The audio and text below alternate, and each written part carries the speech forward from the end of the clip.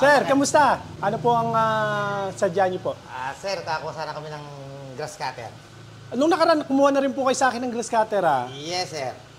So regular na kadiskarte ko po kayo na customer. Taga saan pa po kayo, sir? Tiga Calamba City po. Napansin ko, sir, napakarami niyo pong kinukuha ng grass cutter. Kagaya po nito, ito yung itinawag niyo po Pakita ko po sa inyo, Ito yung itinawag niyo po sa amin na 4 na grass cutter. Ba't napakalayo naman po? Mula sa, saan po kayong lugar? Calamba po, Laguna. Oh, Laguna. Bakit po sa Laguna pa nakarating po kayo rito? Sir, siguro nakita namin sa online niyo, sir, na mura ang mga grass cutter, sir. Ayan.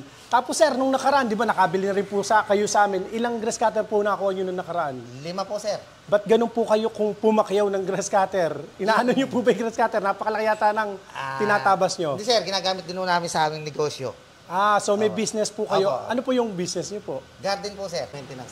Sa maintenance. Ano po yung mga mini-maintain nyo pong mga sa Laguna? Sir, yung mga... Ang isa, sir, industrial part, sir. Okay. Industrial, sir. Industrial. Yung mga factory po doon?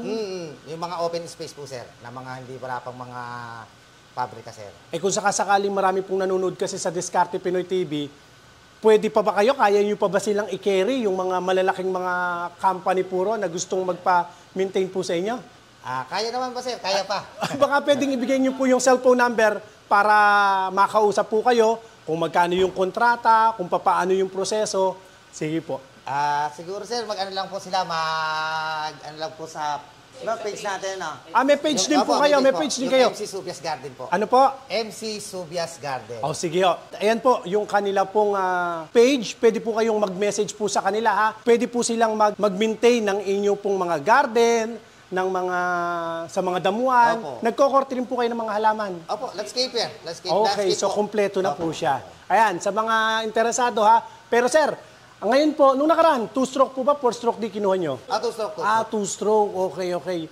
So, testingin po natin to. Opo. Sige, Okay. sir. Ano nga po pala pangalan niyo, sir? Ricky po, Ricky. Kuya Ricky, maraming salamat po sa pagbisita. Kasama niya po ang buong barangay, ang kanyang buong pamilya. Ayan po, maraming salamat po sa Diskarte Pinoy TV. Nga pala meron po kasing nagnanakaw ng video po natin. May nagnanakaw ng video po natin. Gumawa rin po sila ng Facebook, Diskarte Pinoy TV. Huwag po kayo makikipag-transact kung saan-saan. Basta yun sa atin, Diskarte Pinoy TV, yan po yung original. At ang ating cellphone number, 0922204997. Meron daw po kasi, gumaya po sa pangalan po natin, Diskarte Pinoy TV, magnanakaw ng video, magnanakaw ng picture, at nanakawin din po niyan, pati po yung pera po ninyo. Nung nakaraan daw po, tinatawagan yung customer, madaling araw pa lang, tinatawagan at kinukulit. Nako, mag-iingat po kayo Kaya ingat din po kayo mga kadiskarte. Kahit po sa Diskarte Pinoy TV, maraming mga customer tayo gustong magbigay na ng payment. Pero malinis po ang aking konsensya. Ayokong nagbabayad kayo nang wala pa po kaming stock o items. Siya kinukulit daw po yung customer. Sabi, madaling araw alas 3. Gusto magbigay na po ko ng 50% down payment. Hindi ako tumatanggap ng ganon. Wala rin akong kapatid, nagpapanggap na kapatid ko. Pag ibang number po, iba sa cellphone number po natin na yan, huwag nyo pong i-entertain. Hindi po yan Diskarte Pinoy TV. Manloloko TV po yan.